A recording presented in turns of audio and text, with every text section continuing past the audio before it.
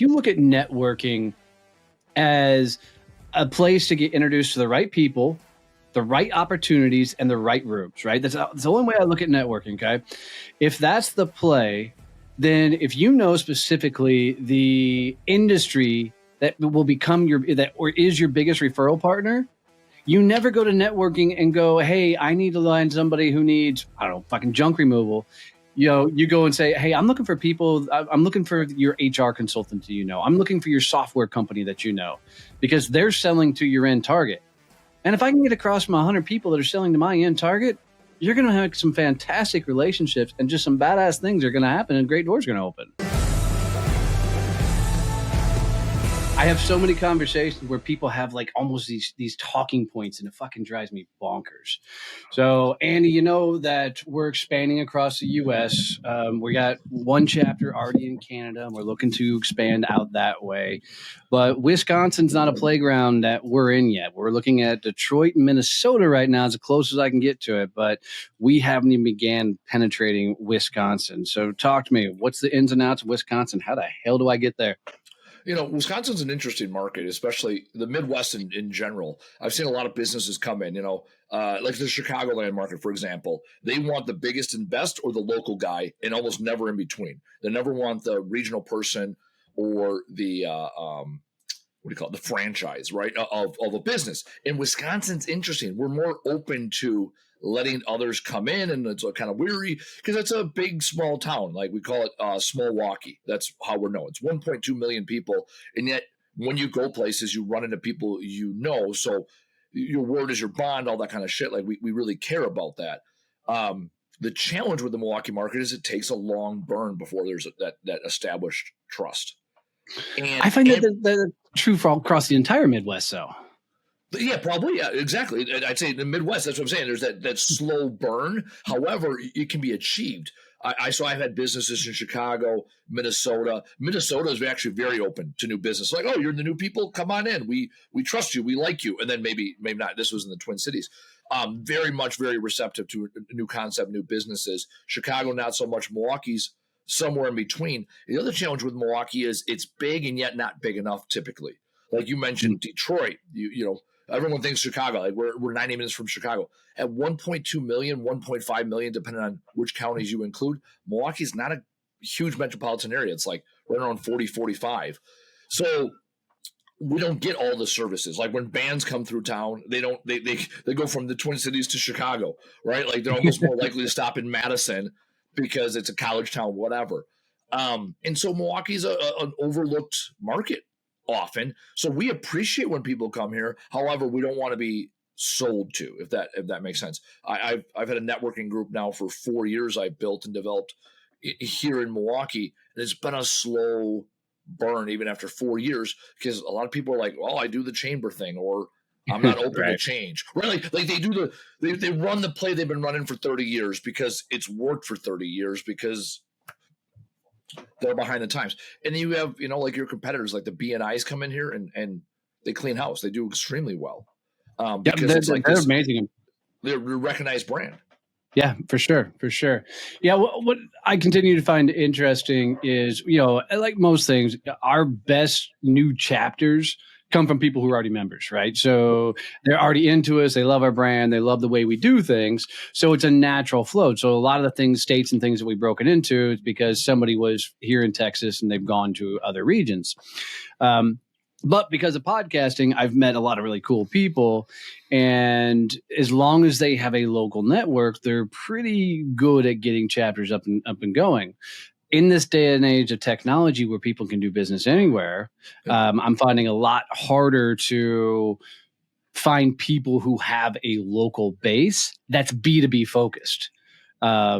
Right. And that's a huge touching point for us because I'll let BNI have all the B2C people, I'll let the chambers deal with all that. Right. Give me the B2B service-based company, no products, because now we can get a whole bunch of people that are dialed in going after the similar type of clients and similar type of companies. That seems to be a lot more difficult beast to tackle if we don't have boots on the ground. Yeah, the challenge I've seen, there's another networking group I'm part of here, based out of Milwaukee, B2B. However, they take people throughout the country internationally. And the challenge that I see in that particular market is a lot of the B2B individuals are solopreneurs. Yeah. And so they don't have a team, and they have, a regulated work schedule because they have to have so many billable hours. And one of two things happens. I guess three. And the one, and two of the three aren't great. The one thing is they'll completely involve themselves in the group, the networking group. And then all of a sudden they're spending more time in the networking group connecting and talking and not working, right? So then eventually it's like, well, hold on, I'm spending way too much time over here. And it's becoming more social, less actually productive. So there's that one group. Then the other group is they go hard and fast for a little bit, and then all of a sudden they don't do anything because they haven't seen the immediate result on it, right? And then the middle section is the ones that come in, they devote the right amount of time and the right amount of effort during that time, so that it's a very even aligned relationship. And the problem with these two on the fringe is the one that spends way too much time eventually gets out because they realize it's a time suck, and the ones that don't spend enough time don't see the return, and then they get out. And so I'm part of this group, and it got to a certain membership, and now it's hovering because for every member they bring in, they lose one or two. Or you have the people that are, I say quietly quitting, but they used to spend 3 or 4 hours a week in this group in different capacity, and now maybe it's 3 or 4 hours a month or 30 minutes a week, if that. Because there's different things throughout the week that people can participate in, and that's a challenge. And this is one that is geographically based here in Milwaukee. However, the in-person is only once a year. So now all of a sudden the people that are local don't feel like they have their own. There's no point in being local. And because it's all B2B, a lot of the B2B services, it's marketing, it's copywriting, it's legal, it's coaching. Anybody can sell to anybody. So the local feel doesn't matter. This is why I'm curious if this will play out, because this is why we have focused on, not especially in the DFW market. You come here and you'd be hard pressed to find a copywriter in one of our chapters. You'll find a website person like that, but you're going to find your commercial insurance. You're going to find your software development companies. You're going to find your benefits and PEO companies. You're going to find people, and it's a lot more salespeople versus the business owners. Because they're proactively out actually selling. And we changed the philosophy around networking because everybody networks for referrals. And I think that's the dumbest thing on the planet, because I'm just a firm believer that referrals should come from your clients, not your fucking network.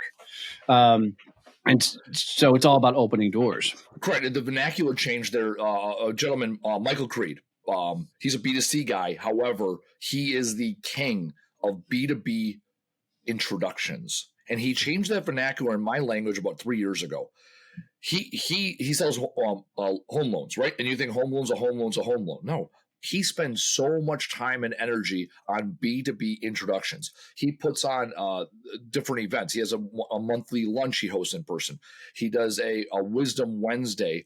I think it's every other Wednesday at night, brings in a speaker, brings in 15, 20 people, completely free of charge. It's all B2B and B2C salespeople and owners, and he comes in and teaches them a lesson. And now he is the guy where it's like, oh yeah, he's right in marketing. The goal is to be the only choice. He is the only choice when it comes to home loans, and he's still putting the work in at the chamber. He realizes that it's not this end all be all, right? Because the chamber is a B2B to C play. He wants to get in with all the other people that are doing things within business. And so what he always talks about is he never looks for referrals. Yesterday, he sent me an email with 2 other people. It was real simple. Hey, I want to get in contact with this person. I see that you're connected with her on LinkedIn. What can you do for me? Simple. And now I didn't know the person well enough to make the introduction. And I replied, nope, I don't know them well enough where I feel confident that they're going to take my call necessarily. And yet somebody else did. And she's like, the other woman was like, yeah, I can introduce you to her. And he immediately emailed back, hey, thank you everybody for your help. Right? I didn't do anything. All I did was reply an email and say, hey, I screwed. But he also kept everyone's on reply all, so everyone knows. So now just by doing that, I now have 2 more people that he kind of introduced me to, introducing me to them. Right. And one of them I already knew. And then of course I emailed back like, oh, hey, I'm so glad you know her and you could help out Michael. So now I'm having a conversation with somebody else because he didn't do these sly hey, what do you know? Who do you know? Right. He was very specific in his ask. I want this person. I see you're connected. Yes or no. And also there's that, hey, if not, the one thing I learned 2 weeks ago, we did a Young Guns Summit. Brandon Fong, amazing a young man. He's like under 30, so I guess that to me is young. Wicked smart. He talked about in his keynote a study they did when it came to asking for donations. And it was in person, it was over the phone, it was emails, it was text messages, asking for donations. And they tried all these different strategies. In one strategy across all the medium, double donations. And the one strategy was so simple, and it's like, whoa, I don't understand how that works. You do the pitch, and at the very end, you say something to the effect of, hey, this is completely up to you, no pressure, yes or no, kind of thing. Because what you're doing now, they noticed that donations doubled when they put that last line in. Because what they did is they gave people permission to say either way, to say no. And what they also did there is they didn't sound desperate, but they also were very logical. Hey, we need this for the organization to continue. Right? They did the whole pitch, and the only thing that was different was the last line there, right? And also made sure it said, hey, it's completely up to you whether or not you support our cause. Thank you for the time, everything else, and then a yes or no. And donations doubled. So now with someone like Michael Creed, he's like, okay, I'm going to make the introduction. I'm going to make it where it's no pressure, and I'm going to introduce people while I'm doing it. And he was very intentional. He said exactly why he wanted us. He was looking for a loan officer, and he wanted an introduction. So he's not looking for close of business. He's also using it as a recruiting tool to bring in really good loan officers to his organization. So it is a future revenue generating play, and he's playing the long game. God, I love this because it's a similar concept that I have. So what I tell everybody is, if you look at networking as a place to get introduced to the right people, the right opportunities, and the right rooms, right? That's the only way I look at networking, okay? If that's the play, then if you know specifically the industry that will become or is your biggest referral partner, you never go to networking and go, hey, I need to line somebody who needs, I don't know, fucking junk removal. Yep. You go and say, hey, I'm looking for people. I'm looking for your HR consultant I'm looking for your software company that because they're selling to your end target. Yep. And if I can get across my 100 people that are selling to my end target, you're going to have some fantastic relationships, and just some badass things are going to happen, and great doors are going to open. Yeah, when I first started, I was like, hey, introduce me to anybody and everybody, and I'll introduce you to people. And it was like this very vague thing. And what I realized over time is, generally speaking, when you're in networking, people want to leave with an action. They want to provide value. The best people want to give before they ask. And so when you're specific in what your ask is, like Michael Creed, I'll use him like 3 weeks ago, I saw him at a networking event. I said, hey, who do you know that's in property management? I want to get in with some property managers. I know he's involved in property management because he does loans, and right, so he's on that side of the house. Hey, who are the best 3 property managers? Make it simple, write 3, because of the 3, one of them is going to, I don't want 10, and I don't want 1. So I said, hey, can you introduce me to 3 property managers in this area that do commercial and residential? And so now he's like, okay, it's not like, hey, open up your whole Rolodex. Don't open up your 10,000 connections on LinkedIn. I'm looking at these 3 specific people. Can you make those introductions for me?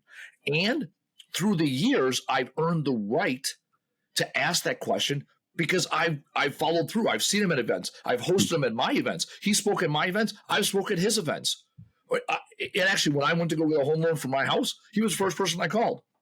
Now, because I'm an entrepreneur, I didn't get a home loan because they don't like the way my taxes look, right? And I figured it right. And so I don't fault him for that. It's what I figured it out. It's funny. I know you've gone down a similar path where your money is just all commingled and whatever. Yeah. He was the first guy I called. And when he couldn't get me a loan then, he introduced me to somebody else that might be able to give me a loan that's a competitor of his that does a different thing. So I don't go in day one to a networking event and be like, hey, Donnie, hey, we just met 12 seconds ago. You're not my ideal client. Please open up your Rolodex to me. No, you got to put the work in. Like you and I have known each other for a couple of years, I'd say, on LinkedIn. We've done the dance. And then I asked you, hey, I would love to have you on our podcast to provide value to our listeners. Yep. I wasn't like, hey, Donnie, let me tell you why you and your audience need me on your podcast. No, right. It was, hey, what can I do for you first? And then it's as I read about this in my book, right? It's about giving without expectation of receiving. When you start putting strings on things, when you start saying, well, I'll make you 3 introductions if you make 3 introductions. And that's the issue I have with the BNIs and the referral, hand your little slip, right? Because it's more of a pressured thing. And now it's transactional. I don't want it to be transactional. I want to transcend that. I want my relationships and in business to be as strong, if not stronger, than my social relationships. Because chances are I'm going to see these people more often. I have more in common with them, and my success is tied to their success. Yeah, I got a buddy, my buddy Tyler. He's got a job. Right? I play cards with Tyler. I travel with Tyler. He's for all intents purposes, my best friend. He goes to work every day, and I come to my company every day. Our success is not tied to each other because what he does is completely different than what I do. And so, yeah, we're good buddies. It's not this really, really deep-seated relationship because we don't have a shared goal, vision tied to our finances. And business is personal. As much as you don't want it to be, 100%. It is personal. You got to let your personality shine through. You got to be willing and able and vulnerable to meet people, get to know them on a deeper level. I'm going to go back to Michael Creed because he's a great example. Every Tuesday afternoon, I get an email from Michael Creed because everybody does. And it's the Tuesday vitamin of the mind. And he talks about something he learned in the last 7 days. Gives us a nugget. It's a 2-minute read at most. Every Thursday, I see him post on Facebook, date night with his wife. Every Thursday for years. He has known he does not miss his Thursday night date night with his wife, right? Completely personal. And then on Saturday morning, he sends me a market update. Every Saturday, he says, this is what happened in the real estate market, right? So now he's giving me knowledge. He's let me into his personal life. And then he teaches me something about what he does for a living. So these are 3 things that I can set my watch to his vitamin of the mind Tuesday. If I don't get it by 10 p.m. on Tuesday, I'm like, oh, what's going on with Michael Creed? What happened to him? Right? It's consistent. And sometimes it comes out at 11:59 and it comes out every Tuesday. So it's about that consistency over time, give value. And then when you ask for introductions, people, it's like 5 Love Languages, the book. It talks about your emotional tank. It's no different than networking relationships. You have to make deposit into other people and their businesses before you can start making withdrawals. Yeah, I'm glad you finally said withdrawal because that was the one part I was going to hurt by. Like, you can put all the deposits in you want in the world, but if you never take, you're going to get taken advantage of, right? Yeah, you are. Oh, he's a really nice guy. He's a great guy. He's swell. It's like, no. Yeah, we call it the Mother Teresa syndrome. Yeah. Right? You take care of everybody and never take care of yourself. Martyrs get slain, not paid. Yes. You're a business, baby. Right? I heard this years ago and it irritated me and I sat with it and it's so true. If your number one goal in your business isn't to make money, you have a hobby, not a business. I agree. Number one goal is to make money. And Josh Delaney, went to high school with him, really, really successful guy. And he did supplements. Now he's in CBD, whatever. He looked at me. He's done very well for himself. And he's hired me to work on his house and his business. So that's nice, right? He hires me. And he looked at me one time and he goes, here's the deal, man. I love giving back. And the more fucking money I make, the more I can fucking give back. And he said just like that. And I'm like, wow, it was like a juxtaposition. It's like, yeah, I'm going to sell the shit out of this stuff. I'm going to have high fucking margins. The harder I go day in and day out on my business, the more philanthropic I can be. The challenge is, I've seen this in nonprofits. I've seen this in sole proprietors, right? They are so, I want to give. They have the save the world complex. Dude, you got to fucking make it first. Yep. You can't donate your time. Because here's the deal. When you're down and out, there's not the time to start asking for other people, asking for shit from other people. And that's what you often see. I got a text message earlier today for a woman I was in the Army with, and she's like, hey, my boyfriend's gym, like if he doesn't get more clients, he's going to be closed by the end of the year. I've never been to his gym. I've met this guy half a dozen times. I'm at social things. I've never seen him out networking. Yep. I never see him post on social media about his business or his personal. It's like he didn't put the work in, and now all of a sudden his gym's going to shit, and now you're asking me if I can sponsor something. It's like, dude, you haven't done it either way. You haven't made deposits, nor have you taken withdrawals, and now you want to make a withdrawal when your bank account's at 17 cents. Right. Right. Maybe I'll give you a text back. Maybe I'll give you a shout out on Facebook. Like, because that's the investment we've made with each other. And I don't have any beef with the guy. I don't even know him. How am I supposed to go? You don't wish him any ill will. No, right? I want his gym to succeed. However, I've never been invited to his gym. Right? Like, invite me to your gym, man. Like, I'm not gonna invest. I do it all the time. That shit drives me nuts. It's like if I'm in that guy's shoes, the first thing I do is I go, okay, who are the local influencers? Who's got the network? I'm going to reach out to every one of those motherfuckers and go, dude, bring your ass to my gym. I will give you a free fucking membership if you'll work out here and post that shit on social. Actually, the gym I go to, we'll talk about the gym. I'm a non-working out motherfucker. Unless the army has paid me, I have not been in a healthy workout regimen, right? Whether it's basic AIT, schools, Iraq because I had a squad there to kick my ass, Gitmo because I got fat. And I started working out. Like, those are the only times in my life where I've been very consistent about working out, because I got to pass that PT test every 6 months and fit in my unit. Right, and it's never an issue. I don't want to be a 60-60-60 guy. Fine. So in the civilian world, I've done it. I've done the work on your own. I've done the 24-hour fitness thing. I've done the get a trainer that screams at you. I've done the go to the nice gym that has the sauna in the pool and all the amenities, and all I did is play basketball. So I've done all these things.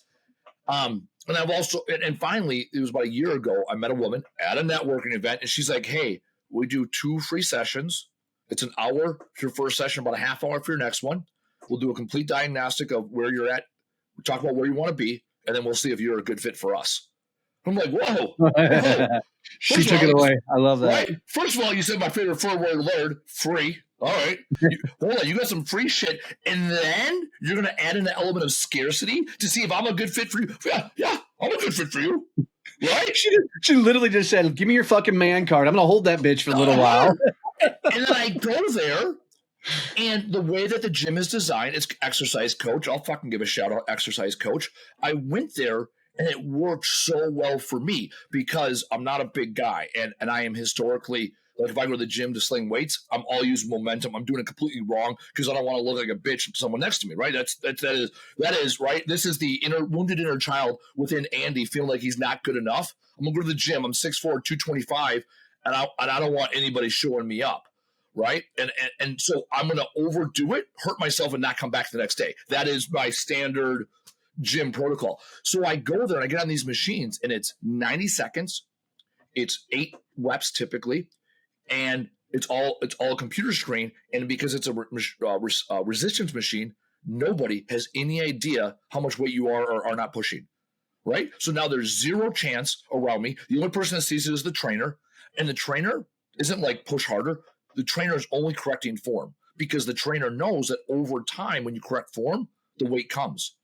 And so after the first 2 sessions, then they're like, okay, would you like to sign up for 20 more? And I was like, yeah.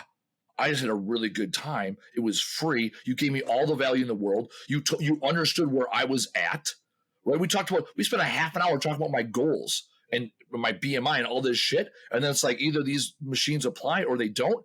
And then also it's pre-packaged. It works for me. They're like, hey, you're a busy.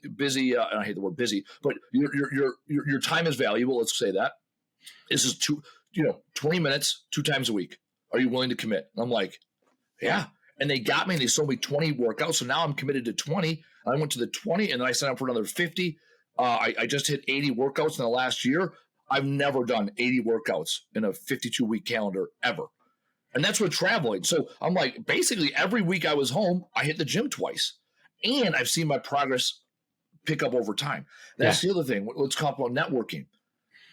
And this is what sustains you. You got to track your metrics. 100%. At one point I was in 14 chambers pre-pandemic. I was in 14 chambers or business alliances or business groups across I can guarantee you were in that many because you weren't tracking, so you had no fucking clue what was working and what wasn't. That's the only reason you do that much shit. And then the magical thing happened called the pandemic, and I look back at all the relationships and sales, and I'm like, wow, 1/3 of these networking events or groups were awesome. They filled me up.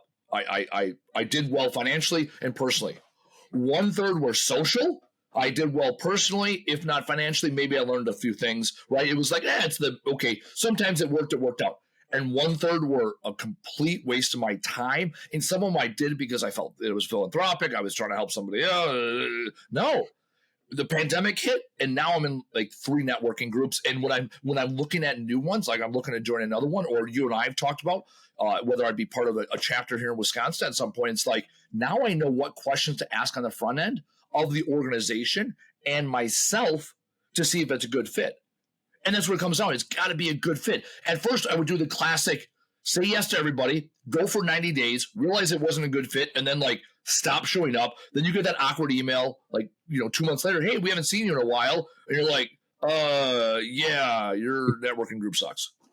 Versus saying, hey, let me test it out for a month. I went to this one last week. I walked in and people like genuinely like, oh, hey, you're a new face. Like, I wanted to introduce you to this person. I want you to meet that person. And I knew some people in the room. And then I get an email a week later, hey, who did you meet? How good was the time? And I'm like, oh, this is a no-brainer to join this one because they're already doing it. They're already showing me value, and they valued my time. So I'm fascinated by this. I'm curious how a guy like you validates a group is worth their time. Because I have some very specific parameters. Like if I walk in and there's this particular person in the room, I judge the entire thing and I'm out. Oh yeah. No, if they're correct, there is some no shit. I'm leaving if this happens, right? So here, and it's interesting you bring that up. That is number one thing. You are the company you keep. I went to a Rotary club a year ago, ish. And I walked in and my arch nemesis was there. And so that was like, I'm done. If this is his room, I respect that. I respect that the other people in this room associate with someone like that. Not a good fit for me. And I call my arch nemesis because we were in some networking groups together and he was trying to be like me and also undercut me. And I'm like, and there were a couple groups that he came into that I was already part of. And then I stuck it out and he went away. So yeah, if I see somebody of low moral character that's not a good fit for me, you are the company you keep. That tells me that there's a percentage of people within that room that consider him to be a worthy person. I'm out. Done. Second thing for me, political affiliation. I do not get involved with the politically affiliated groups, and this goes both ways. I went into this group called IBAW. It was the most right-leaning, whitest room I've ever been in. And they had a speaker come up. I didn't disagree with the speaker. I saw some good points. I had a really good time. There's a lot of people in the room that I knew and I liked. Me, I don't want to be affiliated. I don't want to be affiliated where then somebody on the other side of the aisle can say, oh, you go to that, so therefore we're disqualifying you, right? Because I don't like to be put in boxes.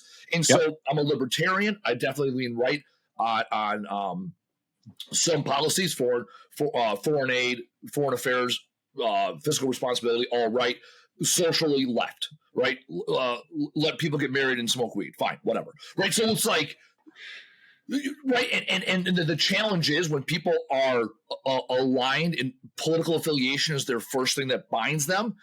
One of the first things they often do is then they put everybody else they ever meet in a box. Yes, and I'm not a box motherfucker, right? Yep. So, and again, it goes both ways. And here's the deal: I went to the event. I had no clue how politically aligned it was. I had a good time. I met some people. We had some lunch. It was at a very nice club, like a exclusive club downtown. So it's like all the frills. And then when I left, I said, hey, I said the political alignment here isn't a good fit for me. And so I like a group. I would look forward to meeting some of these people individually. However, I don't want to be associated with this group. And they're like, well, how do you vote? I'm like, it doesn't see that. As soon as you say that, now you know why I'm not a part of it. Right. And here's the deal, right? I did vote for Trump in the last election, right? Because I'll take an asshole over. Well, I'm still in the Army, so I won't. I'll take an asshole over the other option. We'll leave it at that because I'm still. Don't get your ass fucking canceled, right? There you go. Fine. Casey on our Trash Talk Business podcast, he gets political, and I always have to sit there because I signed an oath. I raised my right hand, right, and loyalty, right, to the commander in chief. Are you ever writing Casey notes and just slide them across the desk and be like, "Say this next"? I can't say this. Will you say this next? No. He has worn his "Let's Go Brandon" T-shirt more than once. Oh Jesus! On the podcast. And then I will say, nice T-shirt or something. And then that's it, right? But this is why I don't get into it because look, I'm a sales guy first for Yeah. me. Yeah. Right. And to sell, you've got to find a common bond. And if you're a political affiliations or your religious affiliations, your world lose, outlook, all those type of things, if they get put on the table, you're automatically getting disqualified before you even get a fair fucking shot. Right. There you go. And so I heard this from this woman, Carol White, Brookfield Chamber. That's the other thing. I constantly give credit where you're credit good is at due. it, dude. You're good at it because it shows credibility from my end that I actually know these people and there's a story behind it. And B, it's like, hey, here's one more introduction for somebody else, right? Carol White, she's the Greater Brookfield Chamber of Commerce here in the Brookfield, Milwaukee area. Anyways, her and I were talking one time. I got kicked out of a chamber. And we'll talk about that here in a second. However, I talked to her about getting kicked out of another chamber because I'm like, hey, what is the protocol here? She's like, Andy, what political party am I? I don't know. She goes, how do I vote? She goes, I don't know. She goes, exactly. She goes, I'm an executive director of a chamber. I don't have the luxury of being aligned politically because I have to be inclusive for everybody. And as soon as I show favoritism anywhere, then it's negative. And I'm like, oh, that's interesting. And same with chambers. I've often asked, like, hey, can you send me? I'll go to a chamber. Hey, can you send me your best 5 of this? And they'll say, we can tell you everybody that does what you do. We cannot give a recommendation because it shows favoritism. As they should be, right? As they should be. And here's that's another way to evaluate. Ask questions that are borderline or maybe right immorally, legal, unethical, and see how people respond. And if people respond, well, we're not supposed to do this, and I'm going to do it anyways. That tells you something. Absolutely. Right? And I'm not saying it's good or bad. It tells you something. Let me touch on getting kicked out of a chamber. I got kicked out of the Wisconsin Veterans Chamber of Commerce because I expressed concerns about membership, people that were leaving and people that were choosing not to sign up, because the executive director was politically aligned with Bloomberg at the time. This was in the beginning of 2020, right before the pandemic. I got kicked out of the chamber. There was no bylaws of getting kicked out. He never returned my text message, phone call, or email and told me that I'd be escorted out by security if I came to an event. I put up a video maybe a year ago. Actually, it was November last year, a clip of me saying that on the Trash Talk Business podcast. And somebody else from the chamber reached out to me, was like, hey, why are you spewing this? Well, I used the word spewing. And I'm like, I'm not spewing. I'm just telling the truth. I was like, well, these are the facts, right? I got kicked out of the chamber. They never told me why, right? And he goes, oh, well, let me look into it. And then he reached out back to me. Like, we had a conversation like adults, right? We're both vets. And we had a conversation on a Monday morning. Great conversation. And he's like, let me get back to you. So like 3 months later, he gets back to me. He's like, hey, I found out why you were kicked out. All right, sounds good. What's the story? And basically it was a lack of allegiance, if you will, to the executive director. I questioned his decision-making. I questioned his politics. And I was like, okay, I was like, does that get you kicked out of a chamber? And of course he took well, it shouldn't kind of answer. Right. Fine. I respect the fact that he investigated it. Here's the deal. I wear the fact that I get kicked out of a chamber like a badge of honor because I stood up what was best for me personally, and I took the ramifications of it, and I didn't cower. Now, at first, I felt real stupid. I'm like, what did I do? And then I reached out to a couple of my mentors and other people that knew me well, and they're like, yeah, fuck that guy. That guy stepped down as the executive director, and I got like 15 text messages, phone calls, and emails the day of it happened because they're like, hey, you should get back in the chamber now. I'm like, nah, I'm good. Yeah, y'all, okay. 3.5 years, y'all didn't have my back, and now because one person's removed, like the culture of the chamber is already tainted. Yep. Like you got to woo me. And here's the deal. It's the Wisconsin Veterans Chamber of Commerce. In 2018, I was the member of the year. Like, see, and that's what people don't get. And this is for me. This is why I don't like these affiliations of any sort. One, I don't do shit in the veteran space by choice. Agreed. But yep. And I want to touch on that second because I had a great conversation with Zach Knight down in Atlanta, Georgia about this. But it's once you get tainted by that affiliation, there's no coming back from it. Right? There's no forgiveness. There's no chance to be able to say, hey, I fucked up. I'm sorry. I shouldn't have been a part of it. If you've actually fucked up, nobody gives a shit. You're already affiliated. You're put in that box. So, I just avoid the box altogether. But I want to talk about the veteran side of thing really, really quick. Yeah. So I have this huge stance, man. I don't work with veterans because, look, let's be honest, we were all white trash, freaking from the fucking poor side of the fucking track, and very few of us actually get after life and do something with our fucking life, right? Yeah. And so this is why I avoid it. I was talking to Zach Knight down in Atlanta, Georgia, and this motherfucker challenged the shit out of me. It's the first time anybody got me to look at it from a different perspective. He said, Donnie, you're so focused on the 95% of fucking veterans that aren't going to do anything about their lives. Mm-hmm. What about the 5% that are fucking getting after it? Why don't you find them motherfuckers and do something with them? And I went, fuck, I've never looked at it that way of the people that achieve side of things. But truth be told, the reason I haven't done the veteran side of things, man, is they can't even lace up their own fucking boots. I can't do it for them. Yeah. And so, again, I'm not one of those that's like, I don't avoid them. However, through the Veterans Chamber, it's interesting you say 95 and 5. Through the Veterans Chamber, there's like 300, 400 members. There's, 15, 20 where I'm like, those are rock solid individuals. Yeah. And those people I still affiliate with. Now, I met them through the chamber. However, once I realized who they were and we met each other, now we do our own thing on the side, and we have been for years. We still take care of each other. And so the Veterans Chamber was a way for me to take that 100% population and distill it down to the 5% of people that really matter. And so it was a catalyst. That's I want to touch on that. Chambers are a part of your funnel. They're a part of the sales plan, their sales process. You still have an obligation to distill down who is it you want to do business with. So like in-person networking, for example, we talked about when you walk in a room, what are some automatic no-goes and other things, right? So here are some strategies I use to evaluate the room. And I'll use this because, prime example, a week and a half ago, I went to a room that I had never been in. By I had never been in, I mean I'd never gone to an event for this particular group. So I walked in, and I have pretty much the same plan. I wear the same uniform, and I call it my uniform, right? It's my camo pants, work boots, t-shirt, ball cap. I know who the fuck I am. It was awkward for the first year. Now it's my brand. It's who I am, and honestly, it's the uniform that I am most confident in. I'm like, this is who I am. Take it or leave. Fine. I walk in. I go to the registration desk. I see, do they know who I am or not?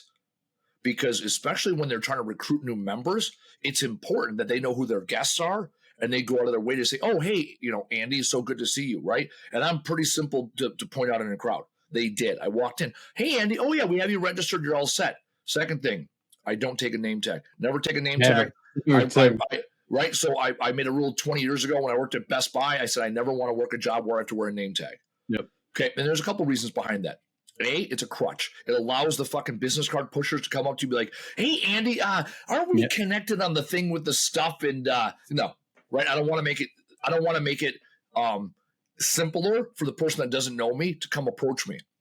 Other thing, it forces me now to go out and have conversations with people, right? Because now I have to introduce myself as a person, not as just another name or number. Third thing, and this is what I do, after I don't get my name tag, there's 3 ways to network, right? You either are a wall person, you kind of walk around the walls and kind of watch the room, right? You are a stand in one spot and see what happens person, or you are the, penetrator, introduce people, right? And my strategy is almost always the same. I walk the whole room, kind of see who's there. I get my drink, I make a point, get a drink, go to the bathroom, do something where it's intentional, where I want to be seen and not heard. Second thing I do is I stop. I'll find a spot and I'll stop and I'll wait. There's not 10 seconds, 10 minutes. There's no prescribed amount of time. I wait until someone sees me.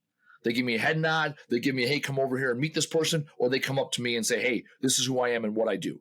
And from there, that's how I evaluate the room.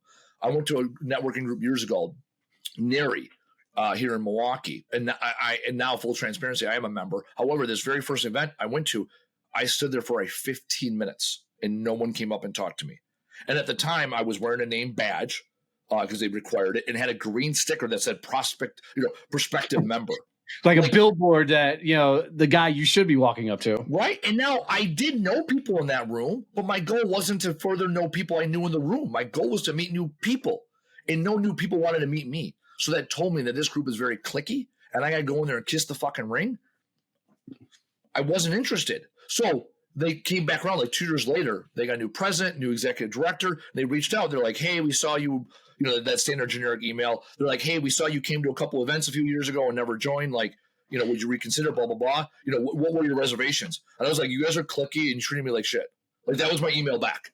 Because because you finally asked. Yeah. The day that I left that event, after I stood there for 15 minutes, I got me some charcuterie, some cheese and crackers. I went and played volleyball, I remember, because I'm like, I had to find that amount of time. And nothing happened in that amount of time. I'm the fuck out. I left. I put my badge in the little bucket. No one said shit to me. Hey, how was it? There was zero follow-up. So this time around, when they asked, I told them, yeah, this is what happened. Y'all were cliquey, y'all whatever. Next time I go there, I walked in. Everything they did wrong the first time, they did right the second time.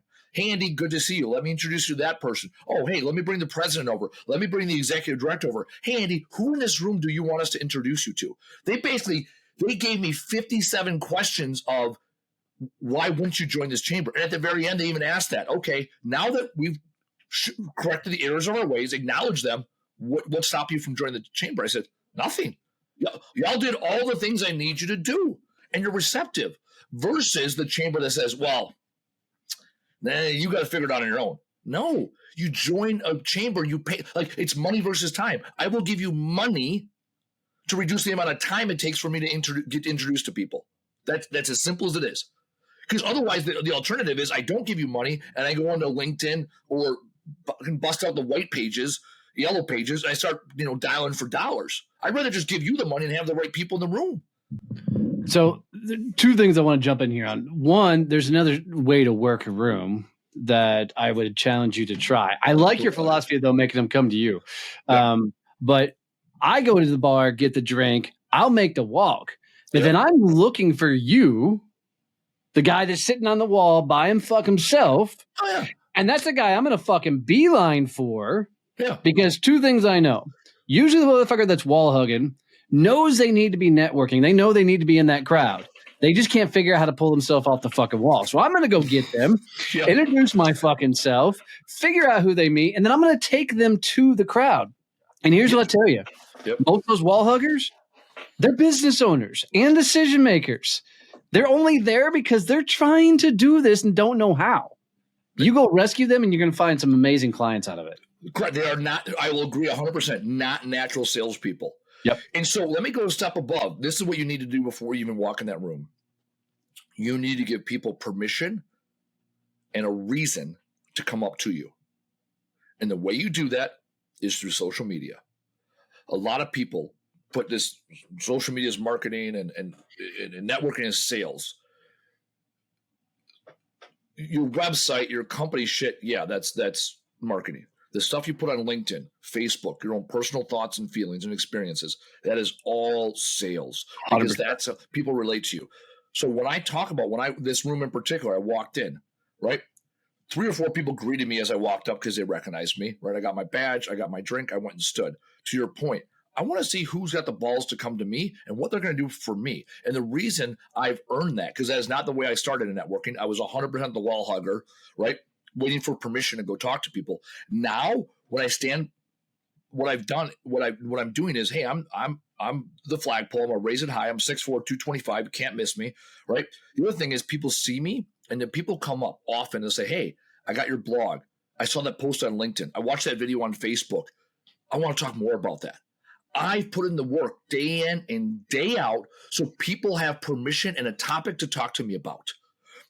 And then it also evaluates who they are as a person. How do they respond to that thing? And once you get the one person to come up with you and you start having this real conversation, I almost never talk about junk removal. Unless it is a specific project, there's no reason for me to talk about junk removal. God, that is a people. 100%. That is my rule. Look at my content. My content isn't like, hey, everybody, come on down to Camo Crew because we'll haul your junk. One call, that's all, whatever. Right? Like, right? Now, if I'm shooting very specific promotional stuff for the company, absolutely, right? Got clutter? Call the crew. And I say it like that. I'm the business owner. I love doing that content. That's not what you see on LinkedIn and Facebook. What you see is, hey, I'm a business owner figuring shit out along the way. This is what I fucked up yesterday. This is what I learned today. And now you're relatable. And so because I put the work in on LinkedIn, I've earned the right to go stand in that room And I've given people a topic and permission to come to me. That event I went to the other day, I stood there 1 minute tops, next 90 minutes, like 15 introductions to new people I never met. I had 15, 20 really, really good conversations. I got reintroduced to people I haven't seen before. And then again, volleyball, because that's my life in a good way. Right before I left for volleyball, the clock's ticking in my head, and I go back to every single person I met and go talk to them again. Because that to me is the 3 touches. Someone else introduced me, touch 1. We had a conversation, touch 2. Thank them for their time, touch 3. And then you sit back, right? So let's say of those 15 people, right? What are the actionable items? And along the way, I also my goal is to leave with 3 actionable items every time, 3 to 5, no more than 5, because then there's not more than 5 people I want to introduce. I left that with 4 lunches. So I had 4 lunches, right? And once and there were with people like one's a business owner, one's a realtor, one's a mortgage person. And I can't recall the 4th one. Oh, photographer. 4th one's a photographer, right? So it's like, yeah, some of these are higher tickets that are a higher value than others, but the photographer, she's in a market I'm not in. So I'm not going to talk about photography. I'm not going to talk about junk room. I'm going to talk about what networking groups in your area do I need to be affiliated with or not affiliated with? Who do you know in your area that I don't know? Right. So I have 4 lunches. And also, this is the other thing. I keep it simple. Every day, 11 a.m. Actually, today, no, because we're doing this and I have a 12:30. Every day, 11 a.m., I talk about giving first, right? I invite them into my building. I show them our warehouse. I provided them value. I teach them about recycling, things I'm passionate about. And then I take them over for lunch. I almost always buy the lunch because I figure if you drive for me, I'll buy lunch for you. At the end of it is a systematic and thorough approach to one-on-ones. I don't want to do the bullshit coffee. I don't want to go to a Starbucks where it's loud. I got to eat lunch every day, right? And because I've given you a tour of my building, I'm also not touring. I'm not teaching you junk removal, what we get paid for. I'm teaching you the back end. And a lot of people are interested in that. Hey, what happens with the stuff, right? Where's the sausage made? So I'm giving that away for free. And then I'm buying you lunch. Most people afterwards are like, hey, you tour, information, you open yourself up mentally, emotionally, physically for me, and you fed me. What can I do for you now? Yep. And now, right, if I go to lunch, I schedule them for 60 minutes. If someone's trying to sell to me, I schedule for 60 minutes. If I want to sell to them, I schedule for 90 minutes. There you go. Trick of the trade. Yeah, right? For sure. I don't ask for anything until we're at 55 minutes, right? 95% of the interaction has gone along. And it's like the bill comes, and that there's I have a whole science behind. I do the lunch with the bill and the ordering, whatever. Anyways, when the bill comes, one of us pays for the bill. At that point, I'll ask. That's the first time I'll ask of anything of them, if they haven't already offered. And I'd say 75% of the time, we've done nothing transactionally up until that point. It has been pure get to know each other. And this was a mind fuck for me, because when I first started doing one-on-ones, they're like, oh, you have to go meet people. I'm like, why? Unless they got shit in their basement, I don't need to meet them, right? And I had this very short-term mindset. And it's like, no, you got to meet everybody. You don't know what doors. My girlfriend, Carolyn, she asked a while back, she goes, do you measure ROI on lunch? I go, yeah, well, not every lunch. I can tell you this, though. There's a guy that reached out to me on LinkedIn. He wanted me to get involved in this veteran sailing thing. I said, yeah, let's tour, lunch. Yeah, lunch, right, fine. I don't sail, not my thing. He's a Navy guy. God bless. I found out what he did I know what he did for a living. He worked for a large general contractor.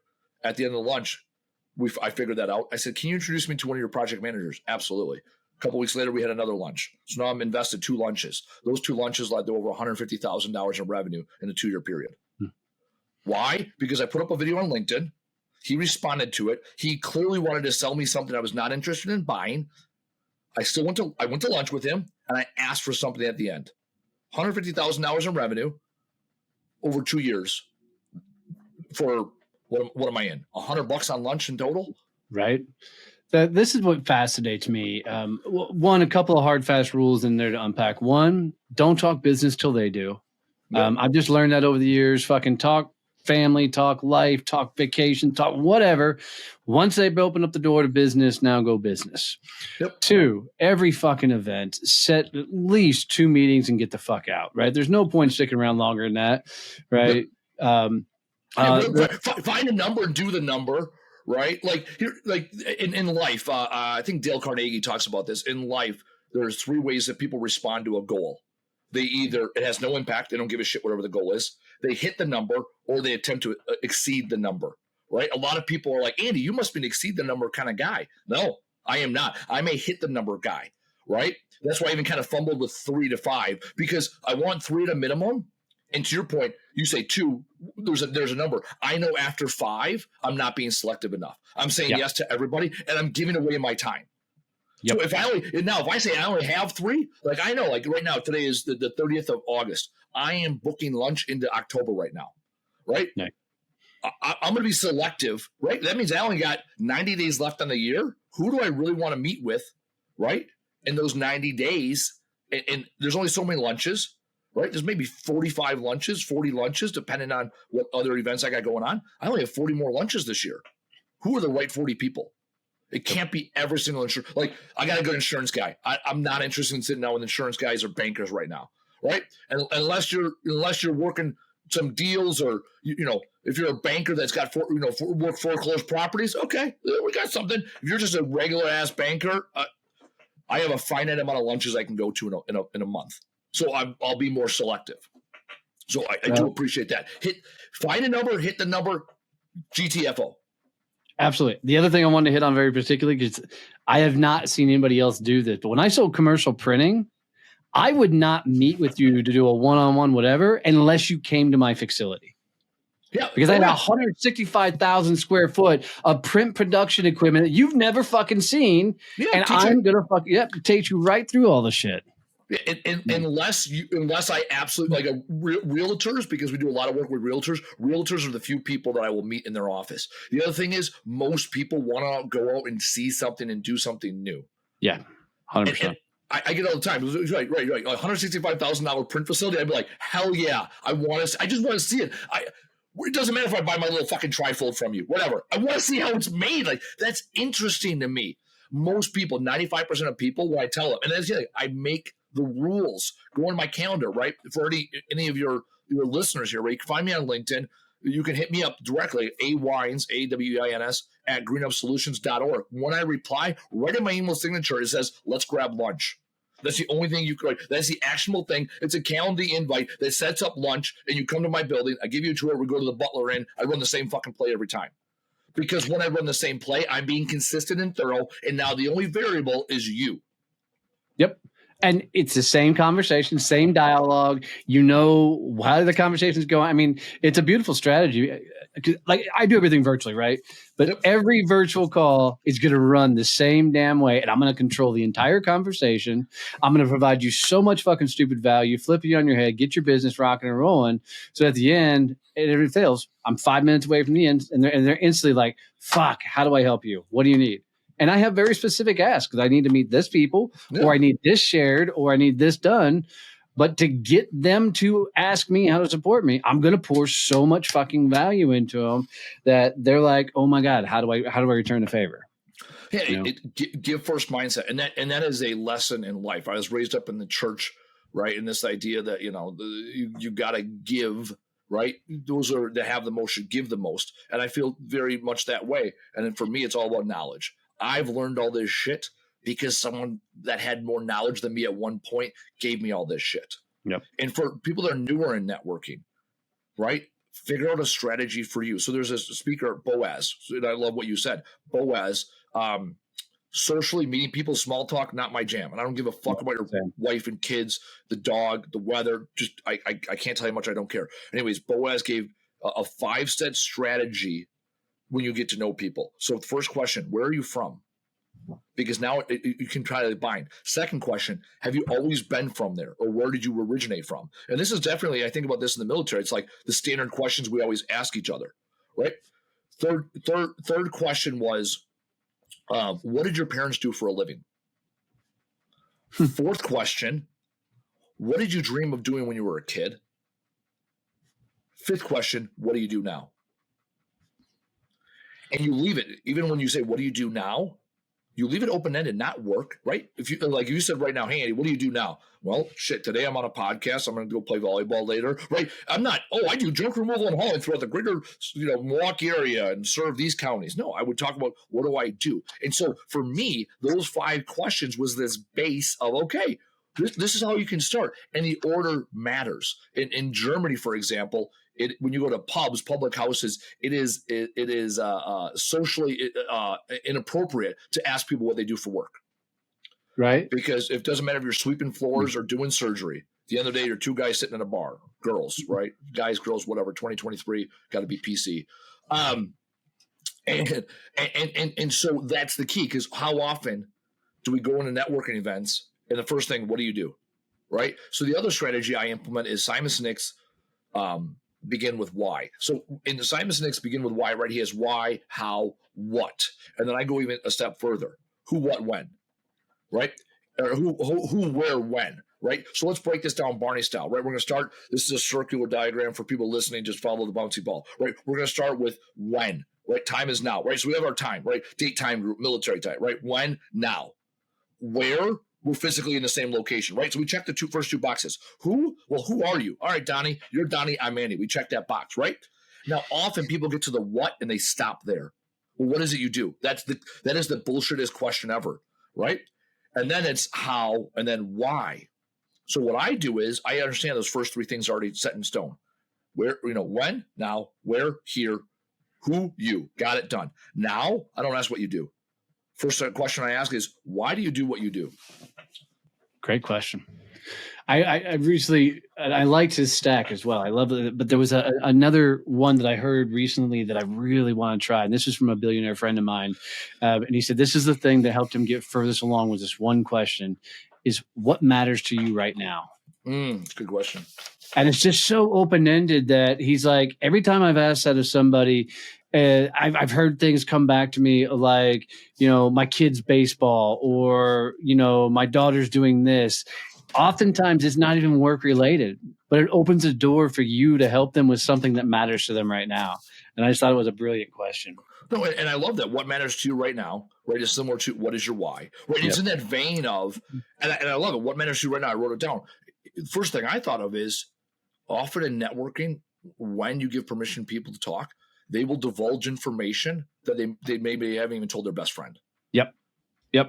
And then often they'll say something in fact, oh my God, I can't believe you just said that out loud. It's like, well, what can I do for it, right? Like, let's say you have an alien family member or loved one. Right? What matters to you right now? Oh, my mom's getting old and she's got dementia. Right? And you're like, wow, that is some very deep-seated personal things. Yep. And people want to get it out. Dude, I did this yesterday. I had a gal that I jumped on a Zoom call with and runs a very, very, very successful certification company. Tons of staff, tons of employees. She's the CEO. We're talking. And I said, so how are things? And I was expecting her to come back for me on business. And she instantly said, well, my mom's dying. And I gave her 5 to 10 minutes, dude, just to fucking, I'm like, no. And my exact words is nobody tells you that life happens as you run a business.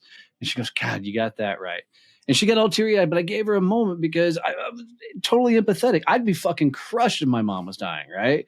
But it's that thing. And you said it earlier when you said there's more of a bond to people that are building businesses and doing all this stuff because we're in the trenches together. Like if I get you successful, my business is going to be impacted from it. Right. So there's this, I loved your comparison when you talked about, hanging out with your supposed best friend guy. Right. I've got a group of friends that I've been friends with for 35 fucking years. Right. When I go just hang out with them, we don't talk business. I don't talk about anything that we're doing. We go tell all the stupid stories and shit we did grow up or the stupid things we want to go try because they're never going to understand. And I can tell you I've made relationships that are so much closer to people that have been building their own businesses because it's almost like that unwritten bro code or whatever. Like, yeah, I see you. I get it. Right. You've been through the shit. I know that look, it just absolutely changes the game. It's no different, right? Even what binds us, right? When you're military, it's that we've embraced the same suck together. Yeah. That old adage, like, you don't want to get to know somebody, walk a mile in their shoes. When you're an entrepreneur, we all wear the same boots at some point, right? And it is that roller coaster of suck. Embrace the suck and find people to enjoy the suck with you. 100%. And when you do that, they'll appreciate it. Because when you're not an entrepreneur, you can't appreciate it. It's not a knock. It's not a fault. It's just you can't appreciate it. Yeah. And I can tell you, I love the phrase, and I wish I knew who said it first, but it's a game recognizes game. When you see somebody who's done the things that either you're trying to do or you guys have it already knowing because you can just tell that they've been through the shit, right? Game recognizes game. And there's a lot of conversations that'll be had that aren't even verbal at that point. Literally, I was at an event down in Atlanta, and we'll wrap it up with this. And at the event, there was some very successful people, way. I mean, I was such a small fish in this freaking pond. And there was a bunch of people that were also my level around there. And we knew who the big movers and shakers were. And you could watch the desperation of somebody going up and talking to these movers and shakers because the mannerisms of the person who had done the thing would change off of the conversation. You could tell when somebody walked up to him and was coming up to him from the student perspective, because we'll call him an influencer, easier to say. The influencer would lean into the conversation, right? And there'd be a dialogue to happen versus somebody who came up who was trying to impress the influencer. They would lean back and you could see them, all their mannerisms and everything changes. Right. It's game recognizes game. Be the student and all this. And brother, we can talk about this shit all fucking day long and dive into this. I want to bring you as much value as possible. And I want to do something that you made me do on your show. I want your biggest takeaway from today because I thought that was fucking rad on your show. So give them the name of both your podcasts really quick. What are both your podcasts? The Welcome Home Podcast, the transformation from troops and boots to veterans in the civilian world. And the other one is the Trash Talk Business Podcast, where we dive into the world of business through the lens of a junk removal company. Chris Kalenda, shout out. He was a coach of mine from SLA, Strategic Leadership Academy. Every single time, every call, every time I talk to him, he always says, "What's your biggest takeaway?" And so now I've implemented that. Last shout out of the day. We'll do like PTI, one alibi correction. This is according to Google, the Boondocks TV series, 2005, Regina King, and Hugh, what do we call it? Hugh Freeman. Riley says game recognizes game granddad. So that's the first time it's also in Urban Dictionary. So there you go. Boondocks. I don't know if that was the first one. That's the one top of Google. So we did the research. Shout out or top takeaway for me is exactly that. Game recognizes game. When you show up as an A player, A people will attract to you. I also love what you said, that often business owners that aren't salespeople that aren't comfortable selling or they haven't figured out, they're the ones hugging the walls. My grandma always said, find the person with the most need and give them everything you got. And even though there are business owners out there that you think have all the answers, they do not. Often when they're at networking events, they got 1,000 things in their head and they are waiting for someone to talk to them that is not an employee of theirs. They want to talk to another adult.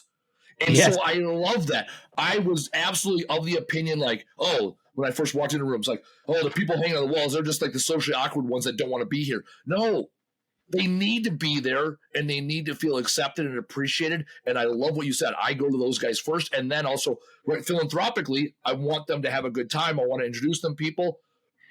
But money, chances are, right?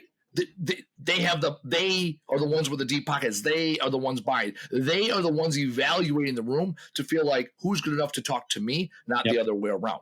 So that is my takeaway. Go be the A player. Don't hesitate to reach out to those that aren't already reaching out.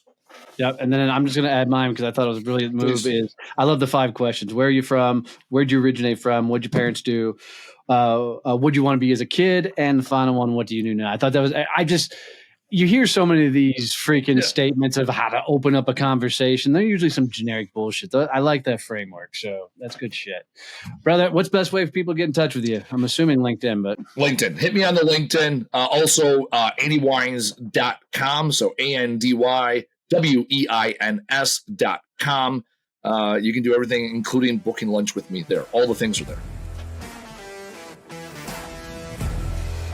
Absolutely.